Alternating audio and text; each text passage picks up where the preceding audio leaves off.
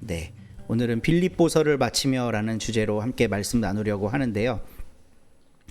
알브레이트 뒤러라고 하는 사람이 그린 그림이 있어요.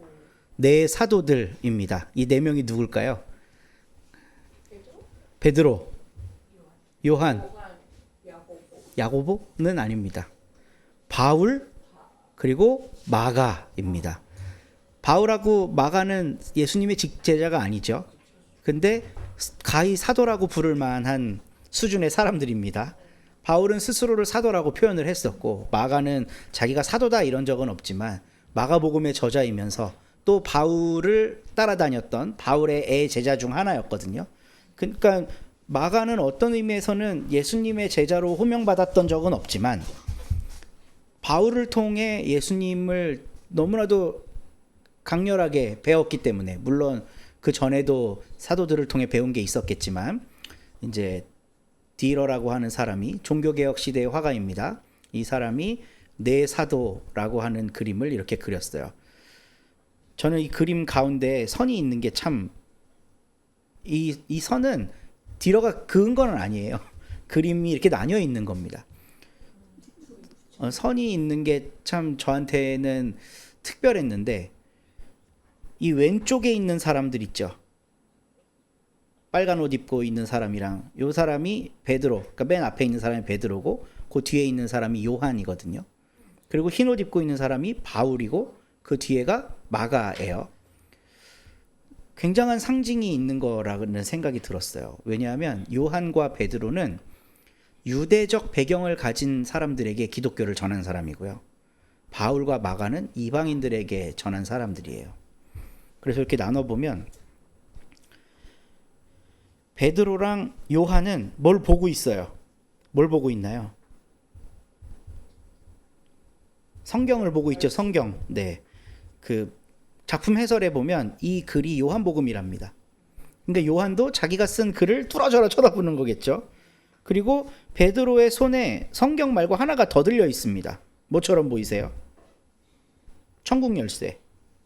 베드로를 그러니까 베드로인 줄 아는 거예요. 천국 열쇠를 들고 말씀만 뚫어져라 쳐다보고 있는 베드로와 요한이 있어요. 그리고 바울과 마가는 참 재밌습니다. 바울도 손에 분명히 성경을 들고 있어요. 근데 성경이 어떻게 돼 있나요? 닫혀 있어요. 그리고 손에, 그러니까 왼손은 성경을 받치고 있고 오른손에는 또 뭘 들고 있습니다. 요거 뭘까요? 요거 오른손에 들고 있는 거. 큰 그림으로 보면 더 정확하게 알 수 있어요. 이렇게 길게 이렇게 내려져 있잖아요. 칼.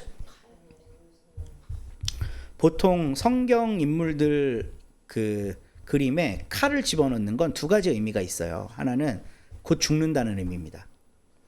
칼이 있다는 건. 그리고 또 하나는 이제 그 뭐라 그럴까, 세상을 향해 나가 싸우는 의미도 있겠죠. 근데 저는 그 손에 든 것보다 저한테 강렬하게 다가왔던 건 시선이었어요. 베드로와 요한은 말씀만 보고 있습니다. 근데 바울은 누굴 보고 있나요? 우리를 보고 있죠. 나를 보고 있어. 너는 말씀대로 살고 있니? 라고 보고 있는 것 같아. 그리고 마가는 그런 바울을 쳐다보고 있죠. 우리가 성경을 가지고 신앙생활하는 사람들이지만 여러분 1년 내내 성경만 보고 사시나요? 뭘 더 많이 보시나요? 뉴스. 세상을 훨씬 더 많이 보고 있죠. 더 정확히 말하면 우리와 함께 살아가는 사람들을 보면서 삽니다. 저야 뭐 신혜원 집사님, 민동주 성도님 맨날 보면서 사는 거고, 제가 책상에 앉아서 성경을 펼치고 성경 읽는 시간이 많을까, 민동주 춤추는 거 보는 시간이 많을까요? 민동주가 쇼하는 걸 보는 시간이 훨씬 더 많겠죠. 그냥 뭐 이 작품 해설이 이게 맞는지는 모르겠지만 바울은 나를 보고 있는 것 같은 느낌이 확 들더라고요. 바울이 빌립보 교인들에게 편지를 쓰잖아요. 그걸 우리는 성경으로 읽고 있지만 사실 바울이 빌립보 교인들에게 편지를 쓰는 건 그만큼 빌립보 교인들을 사랑하고 그들을 관심 있게 보고 있었다는 증거겠죠.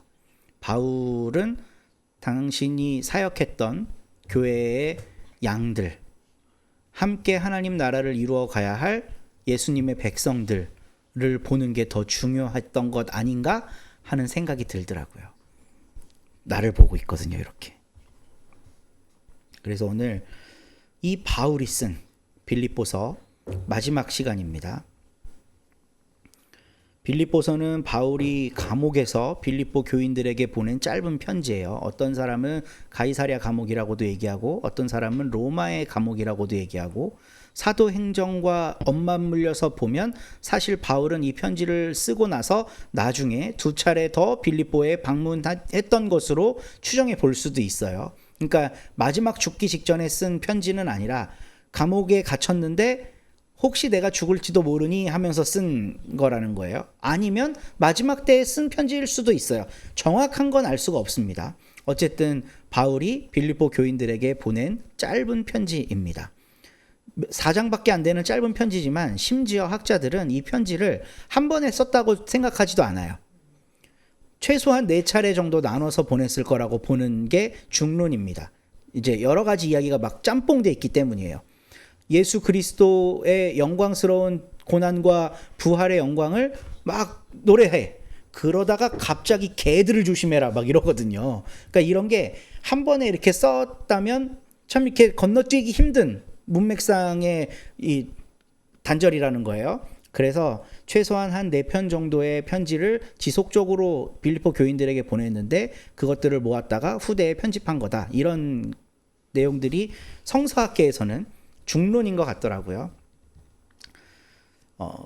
이게 뭐 몇 차례에 걸쳐서 쓰여진 거든 어쨌든 우리는 한 권의 성경으로 보고 있기 때문에 일단 우리가 지난 13주 동안 쭉 살펴봤던 내용들을 잠깐씩 짚고 넘어가 볼게요. 먼저 바울은 자기 형편을 교인들에게 보고해요. 나는 감옥에 갇혔다는 거죠. 그리고 교회가 하나 되는 게 중요하다는 권면을 합니다. 그러면서 그리스도의 자기 비움을 노래해요. 이거는 이제 고난을 통해 영광스러워지신 그리스도 찬가 내용이에요.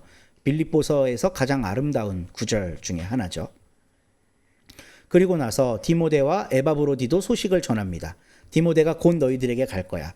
너희들이 나에게 에바브로디도 보내줘서 고마운데 에바브로디도가 지금 죽게 생겼어. 병들었어. 그래서 니네들한테 다시 보낼게. 이러는 거예요. 그러고 나서 거짓 교사에 대해 경계를 하는데 갑작스럽게 막 개들을 조심해라, 손할례자들을 조심해라 이런 얘기들을 하면서 교회 내에 쓸데없는 이야기를 퍼뜨리는 걸 경계하라고 굉장히 엄혹하게 얘기합니다. 그리고 나서 이제 최근 2, 3주 안에 살펴봤던 내용들인데 자신이 자족할 수 있는 비밀을 알려줘요. 풍부에 처할 줄도 비천에 처할 줄도 알고 나는 어떤 상황이 있든지 편안해. 왜? 하나님이 나와 함께하고 계시기 때문에. 그러면서 빌립보 교인들이 보낸 헌금에 대해 감사하다는 얘기를 합니다. 당신들의 이름은 생명책에 기록되었고 당신들이 보낸 예물을 하나님이 향기로운 제물이 아니라 제사로 받았다. 그러니까 선교사에게 이렇게 후원했던 빌립보 교회가 어려운 상황 가운데임에서도 그런 엄청난 헌신을 했다는 거에 대해서 바울이 칭찬을 하죠. 그리고 오늘 말씀이 펼쳐집니다. 정리하는 거예요. 짧은 문안, 당신들에게 문안합니다. 누구에게 문안합니다. 하고 이제 축복을 빌면서 편지를 마무리하고 있어요. 빌립보서의 핵심이라고 할 수 있는 그리스도 찬가를 보면요. 고난은 패배가 아니라 승리라는 겁니다. 저는 기독교인들이 이거를 정말 진지하게 받아들였으면 좋겠는데 요즘에 송파구든 과거의 광화문이든 태극기 들고 설치는 사람들에게 이런 신앙은 없어요. 우리가 이겨야 되는 거예요. 우리가 승리해야 되는 거예요. 기독교 깃발을 꼽고 십자가를 꼽고 서울을 성시화시키고 대한민국을 복음화시켜야 된다는 이런 승리주의적 관점을 가지고 일을 해요. 이 사람들은. 그리고 고난을 이야기하는데 실체도 형체도 없는 고난을 이야기합니다. 이재명이 대통령 되면 대한민국 공산화 될 거라느니, 사유재산 교회 거 다 뺏길 거라느니. 이거 받은 고난이에요? 안 받은 고난이에요? 안 받은 고난이죠. 예수님의 십자가는 받은 고난입니까? 받을 고난입니까? 이미 받은 고난이에요. 바울은 이미 예수님이 고난을 받으신 걸 알고 그 고난이 승리라는 걸 이야기한 거예요. 앞으로 세상이 이렇게 되면 고난이 닥친다? 바울이 한 얘기 그런 거 없습니다. 바울이 말한 고난은 이미 당한 고난이에요. 그 이미 당한 고난은 그리스도께서 당하셨고 지금 바울 자신과 빌립보 교인들이 함께 당하고 있는 고난이에요. 바울은 어떤 고난을 당하고 있죠? 자기 동족인 유대교인들에게 매 맞고 돌팔매질 당하고 로마 사람들한테 억울하게 가짜뉴스로 고소당해갖고 끌려가서 감옥에 갇힌 거 아니에요? 바울의 고난은 현실적인 고난입니다. 누가 대통령 되면 교회 사유재산 뺐는데 이런 허무맹랑한 고난이 아니에요. 그러니까 바울은 실질적인 고난에 동참하는 것 그 자체가 우리가 예수님의 고난에 참여하는 거라고 이야기를 한 거고, 그러니까 빌립보 교인들이 그 어려운 상황 속에서도 가진 거를 쪼개서 바울에게 보내는 것도 고난에 동참하는 거죠. 당장 내 새끼 다음날 먹일 빵 한 조각이 아쉬운 판국에 무슨 선교사한테 헌금을 해요. 근데 빌립보 사람들은 그게 그리스도의 고난에 참여하는 거라고 생각했기 때문에 기꺼이 했단 말이에요. 기꺼이 하면서 자기들이 사랑하는 에바브로디도 젊은이에게 그 헌금을 들려보내요. 에바브로디도 입장도 한번 생각해 볼까요? 행복하죠. 자기가 사랑하는 선생님 바울을 후원하러 가는데, 근데 여정이 얼마나 고됐는지 편안하게 KTX 1등석 타고 다닌 거 아닐 거 아니에요. 다 걸어 다녔을 거고 강도 때 만나서 이 헌금 털릴까 봐 전전긍긍하면서 갔을 거 아니에요. 그러다 병까지 들어버렸네. 바울의 이야기에 따르면 죽을 병이라 그랬어요. 그래서 빨리 고향으로 돌려보내서 치료받아야 될 만큼 위중한 상황입니다. 에바브로디도가 당하고 있는 고난은 현실이에요, 미래예요? 현실이죠. 지금 당하고 있는 고난이에요. 근데 바울은 그 고난의 한복판 속에서 승리를 보는 걸 기독교라고 이야기한 거예요. 우리도 이런 거 있죠. 고난의 뒤편에 있는 주님이 주실 축복, 이런 거. 고난을 받고 나면 다음에 더 잘 된다라고 생각하거든요. 바울은 그런 얘기 한 적 없어요. 고난이 잘 된 거예요. 고난이 승리고 고난이 잘 된 거고 고난이 그리스도의 영광에 동참하는 거지, 그 고난의 영광에 동참하고 나면 나중에 이렇게 잘 된다더라 이야기하는 거 아니에요. 고난이 현실인 것처럼 승리도 현실입니다. 바울은 지금은 내가 감옥에서 이렇게 패배하고 있지만 언젠가 예수님이 다시 오시면 니네들 싹 죽었어 이런 마음으로 살지 않았어요. 이게 무슨 말인지 아시겠죠? 고난이 현실인 것처럼 승리도 현실인 거예요. 그거를 믿는 게 기독교인인 겁니다. 더 직접적으로 얘기해 보면 어떻게 하면 내가 구원받은 사람인 줄 알까요? 몇 날 몇 시 몇 분 몇 초에 성령 세례 받으면 그게 확증이 될까요? 어떻게 하면 내가 신앙인이고 기독교인이고 이런 정체성을 스스로 확인할 수 있을까요? 아니 이것도 모르고 어떻게 해? 믿음. 이 믿음은 뭐냐 하면요, 그냥 막연한 뜬구름 잡는 형이상학적인 낱말이 아니에요. 우리 그 성경 공부든 로중이든 이런 걸 통해 지속적으로 이야기를 했는데, 창세기 1장에 나오는 창조 이야기가 사실은 창세기가 집필된 것보다 훨씬 더 이른 시절에 이미 고대 지중해 연안에 있던 이야기들이에요. 사람을 흙으로 만든다, 마루두기 대지의 신과 바다의 신 쪼개갖고 버무려갖고 거기다 생기를 불어넣어서 인간 만든다, 이런 이야기가 성경이 나오기 몇백 년, 1000년도 더 전부터 이미 존재하던 스토리라고요. 그러면 어떤 사람들은 창세기를 그럼 그 고대 지중해 연안에 떠돌던 신화들을 갖다가 베껴 쓴 위서 정도로 생각하는 사람이 있어요. 근데 그게 아니에요. 결정적인 차이가 있습니다. 어떤 차이가 있냐면 고대 지중해 연안의 창조 신화는 그 신을 섬겨야 된다는 당위를 제공하기 위해 기록됐어요.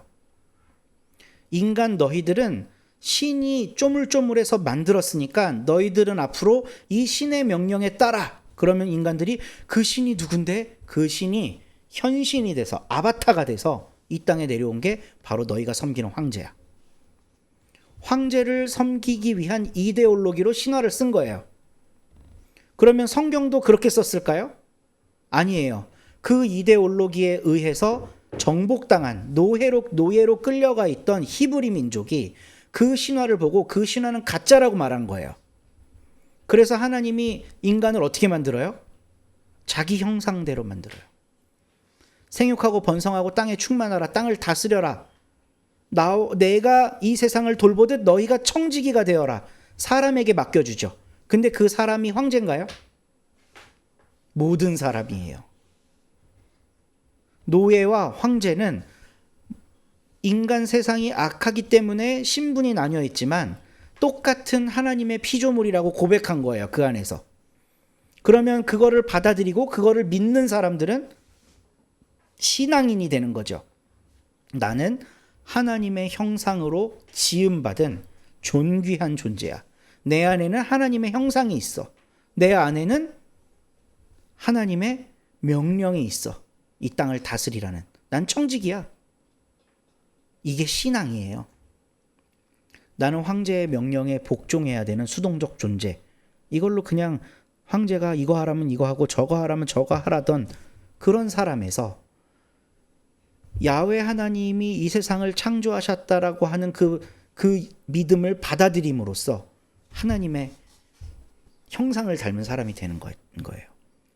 예수님을 믿는다는 것도 똑같아요. 예수님을 영접하면 뭐가 되는 권세를 주신다 그랬나요? 요한복음에. 하나님의 자녀가 되는 권세를 주신다 그랬죠. 이 세상은 족보 따지고 혈통 따지고 돈 많냐 없냐 따지고 이걸로 사람 등급을 나눠. 근데 내가 예수를 영접해요. 예수께서 나를 위해 고난받으시고 죽으시고 그 고난이 곧 승리고 바울의 이런 관점들을 받아들이면서 그걸 믿어. 그래서 나는 그 예수님을 영접한 존재이기 때문에 더 이상 신분, 학력, 재산의 많고 적음, 지역 이런 것과 상관없이 난 하나님의 자녀라는 정체성을 가지고 살아가는 거, 이게 기독교인 거예요. 그 정체성을 가진 사람은 고난은 패배가 아니라 승리라고 믿습니다. 바울처럼. 감옥에 있어도 자긴 진 게 아니에요. 오히려 감옥에 있는 나를 통해 하나님 더 영광 받으시는 거예요. 그래서 오늘 본문 마지막에 이렇게 이야기를 합니다. 그리스도 예수 안에 있는 모든 성도에게 문안하십시오. 나와 함께 있는 교우들이 여러분에게 문안합니다. 서로 인사하고 평화롭게 지내라는 뜻이죠. 모든 성도가 여러분에게 또 문안합니다. 빌립보 교회를 제외한 다른 바울과 연관되어 있는 모든 성도가. 근데 그 성도들 중에는 또 누가 있냐 하면 황제의 집안에 속한 사람들이 있대요. 이게 뭘까요? 네로 황제 전후일 텐데 이때 시점이요. 귀족들일까요? 황제의 집안에 속한 사람들은 황제의 노예를 말합니다. 황제의 노예나 혹은 노예로 살다가 잘 보여갖고 이제 그 자유인으로 풀려난 사람들, 이 사람들이 로마에도 있고 그 로마의 속국의 각 군대로 다 그러니까 여러 군데로 퍼져서 살고 있었는데 그 사람들이 기독교인이 된 거예요. 고관 대작 황제의 혈통을 받은 사람이 됐다고 이야기해 주신 목사님들이 있거든요. 근데 이제 황제의 집안에 속한 사람, 이거는 그 노예를 얘기합니다. 노예. 혹은 노예였다가 자유인이 된 사람. 그러니까 이 사람들 신분이 고귀한 사람들은 아니겠죠. 그러니까 결국 보세요. 고관 대작, 엄청난 걸 다 누리고 있는 사람이 당신하고 노예하고 똑같습니다. 다 자매고 형제입니다. 왜냐하면 우린 그리스도 예수 안에서 하나이기 때문입니다. 영접하면 하나님의 자녀가 되는데 나도 자녀예요, 너도 자녀입니다. 이거 믿기 쉬울까요? 조선시대 양반들이 쌍놈들하고 겸상하면서 같은 형제 자매입니다 이러면 기분 좋을까? 근데 천민들한텐 그 메시지 자체가 해방이고 기쁨이에요. 노예 출신이었던 사람들한텐 그 메시지 자체가 해방이고 기쁨인 겁니다. 그들은 여전히 고난받는 삶을 살아요. 근데 해방과 기쁨을 경험하면 그게 승리인 거죠. 승리. 나는 노예지만 더 이상 노예가 아니야. 나 하나님의 자녀인데? 이긴 거예요, 이미. 그렇기 때문에 고난과 승리는 함께 가는 거지, 고난이 있고 난 다음에 어떤 내가 기대하고 있는 좋은 일들이 일어나는 거, 이런 거 아니라는 거예요. 그러니까 바울은 고난이 곧 승리다라고 하는 이 엄청난 관점을 그리스도 찬가를 통해 우리들에게 전해줬어요. 빌립보서를 통해서. 빌립보 교인들도 이걸 읽으면서 엄청 행복했겠죠. 그리고 바울에게 복음을 들었던 사람들도 기독교인으로 마구 들어오려고 했을 거예요. 이게 정말 행복인 줄 알게 됐기 때문에. 그리고 또 빌립보서에서 우리가 재미나게 봤던 이야기 중 하나가, 그래, 그렇게 자유인으로 살아가는 신앙생활에서 경계할 게 있다는 거예요. 개들, 행악하는 자들, 손할례당, 특히 할례하는 걸 경계했다는 겁니다. 지금 예수를 믿고 자유인이 된 이 사람들을 다시 억압의 굴레 속으로 집어넣는 행위가 바로 할례인 거예요. 바울은 누구보다 자랑할 만한 혈통과 율법적 의의를 가지고 있었어요. 난 바리새인 중에 바리새인이야. 가말리엘 문화 수석 학생이야. 혈통적으로 아브라함의 자손이야. 어릴 때부터 할례하고 자랐어 나. 그런데 그는 그거를 배설물과 같이 여긴다고 선언합니다. 그리스도를 얻는데 그게 방해가 됐기 때문이에요. 예수 하나만으로 이 모든 자유와 승리가 시작되고 끝나야 되는데, 그래도 이거는 해야 돼라고 하면 예수 하나로 충분해지는 거예요? 아니에요? 아니죠. 그러니까 이게 정말 무시무시한 거라는 거예요. 로마가 압제하는 거는 오히려 그건 승리예요. 내가 고난당하는 것 자체가 예수의 승리에 동참하는 거기 때문이에요. 너희들이 총칼을 들고 나를 짓누르기 때문에 내가 죽지만 내 영혼은 하나님께 속해 있어. 그러니까 그 로마의 총과 칼은 이 사람을 굴복시킬 수가 없어요. 영적으로. 근데 할례는 이 사람의 영을 타락시킵니다. 예수 한 분만으로 충분하지 못하다고 생각하게 만들어요. 할례파는 율법의 의식과 혈통의 자랑을 그리스도 위에 덧입히려 했습니다. 우리 시대에도 할례파가 있죠. 복음보다 자기 신념이 더 중요한 사람. 예수 안에서 하나다. 갈라디아서에서 나온 것처럼 종이나 자유인이나 남자나 여자나 헬라 사람이나 유대인이나 그리스도 예수 안에서 다 하나다 라고 하는 이 위대한 기독교 신앙의 복음이 가장 앞서야 되는데 그것보다 내 신념이 더 중요해. 지방선거 때 또 한 차례 난리 났었죠. 중국 사람들 투표해갖고 우리나라 망한다고. 우리가 투표가 굉장히 선진화돼 있어요. 선관위가 바보 같아서 그렇지. 한국에 거주하고 있는 외국인들이 지방선거에 참여합니다. 왠 줄 아세요? 그들이 지방세 다 내거든요. 외국인이 자동차 사면 자동차세 내지, 보험료 내지, 1년마다 한 번씩 돌아오는 그거 세금 다 내요. 지방에서 내야 되는 모든 세금 다 내고 의료보험도 냅니다. 그러니까 그 지방에 내가 살아가고 있는 지역에 대한 의무를 하고 있기 때문에 이거 줘야 된다는 거예요. 그 사람들의 민의가 반영되지 않은 투표 결과는 우리 지역 전체의 뜻이 아니라는 거죠. 근데 중국 사람들이 건강보험료를 얼마나 챙겨 먹니? 네, 뭐 지방선거에 이게 침투해갖고 선거를 바꿔놓네 어쩌네. 그런 얘기하는 것 중에 제일 많은 게 기독교인들입니다. 하나님은, 바울은 예수 안에서 이방인과 유대인이 하나가 된다는 이 경계의 벽을 허무는 복음을 가르쳤는데, 내 신념에 대한민국이 우선이야, 중국 것들 몰아내야 돼, 저거 공산주의자들이야, 이 신념이 더 강한 사람들은 복음이고 뭐고 없어요. 성경이 뭐라고 말하든지 말든지 아무 상관없습니다. 지고집만 하는 거예요. 그게 복음보다 자기 신념이 더 중요한 사람들인 거죠. 교회가 어느 정도 규모가 생기면 당회가 구성되고 장로님들이 들어오잖아요. 복음보다 자기 신념이 더 강한 사람들이 들어오면 그 교회 망합니다. 겉으로는 멀쩡해 보일지 몰라도 그건 망한 교회예요. 복음으로 작동되고 차별 없는 교회 만들려고 애쓰고 이러는 게 아니라 지 신념을 이루기 위해 목회에 동참을 하거든요. 공산주의를 막아야 됩니다. 뭐를 막아야 됩니다. 그것대로 설교 안 하면 목사 헐뜯고, 교회 망하는 거예요. 그러면 그 목회자의 삶의 그 기반을 그 장로들이 움켜쥐고 있기 때문에 목회자는 또 따라가요. 그 말에. 여러분들 여러 교회에서 신앙생활 해보셨겠지만 강단에서 대놓고 정광훈 목사 까는 목회자 본 적 있으세요? 덜어 있는데 거의 없습니다. 괜히 욕했다가 우리 교회 장로님이 정광훈 집회 참여하고 있는데 소식이 듣잖아요. 그럼 가슴 철렁 내려앉는 거거든요. 복음보다 신념이 더 중요한 사람들이 우리 시대 할례파라고 할 수 있겠죠. 예수를 믿는다고 하지만 그 위에 자기 의의 깃발을 꽂으려는 사람들도 있습니다. 내가 이 교회를 위해 이거 했고 저거 했고 저거 했고.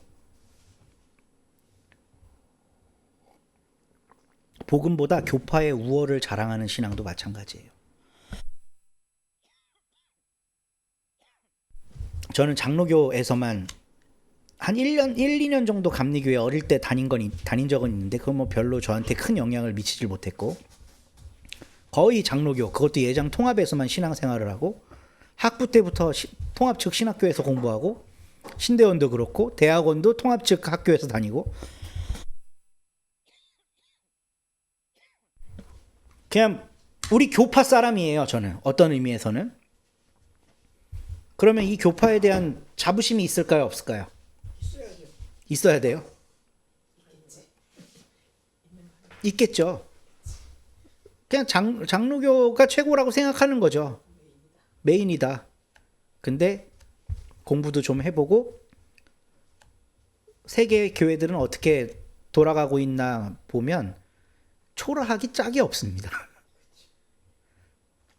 전 세계 장로교라고 이름 붙은 교파 사람들이 한 1,500만 명 정도 되고, 물론 이제 단순히 장로교가 아니라 칼뱅과 그 개혁주의자들의 뒤를 이은 개혁교회는 숫자가 꽤 많습니다. 개혁교회. 그러니까 우리처럼 장로교 교파로 이름은 안 붙어 있다 뿐이지, 개혁교회라고 하는, 우리도 개혁교회 안에 속해 있어요. 개혁교회는 상당히 큰데 칼빈의 후예들이 갖고 있는 지분은 상당히 많은데, 이 장로교로 제안해 놓고 보면 전 세계에서 마이너 교파 중에 마이너 교파예요. 루터교 8천만 명, 성공회 9천만 명, 감리교도 8, 9천만 명 됩니다. 침례교는 한 3억 돼요. 믿는 인구가. 그러니까 내 교파, 내 교단, 이게 최고다. 이런 것도 아주 웃기는 일인 거예요. 복음보다 자기 신념이 더 중요한 사람이랑 똑같은 거죠. 교파는 그저 신앙적으로 유사한 그 결을 지닌 사람들이 더 나은 선교적 역할을 위해 모인 거 정도로 생각하는 게 저는 건강하다고 봐요. 우리가 교단이 왜 필요할까요? 선교적으로 동역하기 위해 필요한 거죠. 교단 자체가 절대화될 수는 없습니다. 그런 면에서 우리 교단, 특히 예장 통합 교단은 굉장히 기형적이에요. 교단의 힘이 너무 세거든요. 찍히면 그냥 목사직 날아가는 거예요. 그리고 더 문제는 개 교회가 힘이 있어야 되는데, 물론 명성교회 이런 데는 교단보다 힘이 더 세지만 교단이 재산이 너무 많아. 선교사들이 남기고 간 재산을 장로교에서 통합 측이 거의 다 가지고 갔거든요. 미국 장로교도 총회 건물 저렇게 크게 짓고 살지 않아요. 그냥 노른자 땅에, 종로구의 알토란 같은 땅에. 그냥 그런 경제적 힘이 있고 이러니까 기득권이 생기고, 그 기득권을 갖고 신학이라는 이름을 뒤집어 씌워갖고 우리가 정통이다 이러고 있는 거죠. 교회의 규모와 헌신의 양을 자기 의로 삼는 신앙, 이런 게 다 오늘날의 할례파라고 할 수 있겠습니다. 바울은 이런 것들을 배설물로 여기고 오직 그리스도만을 자랑하라고 권면합니다. 그리스도를 자랑하라는 건 십자가에 달리신 고난받은 주님을 자랑하라는 거예요. 그게 바로 영광이고 그게 바로 부활이라는 거죠. 그러면서 마지막에 이렇게 마무리를 합니다. 주 예수 그리스도의 은혜가 여러분의 심령과 함께 있기를 빕니다. 지난 14주 동안 함께 빌립보서의 말씀을 나눈 여러분들에게도 같은 은혜가 있기를 빕니다.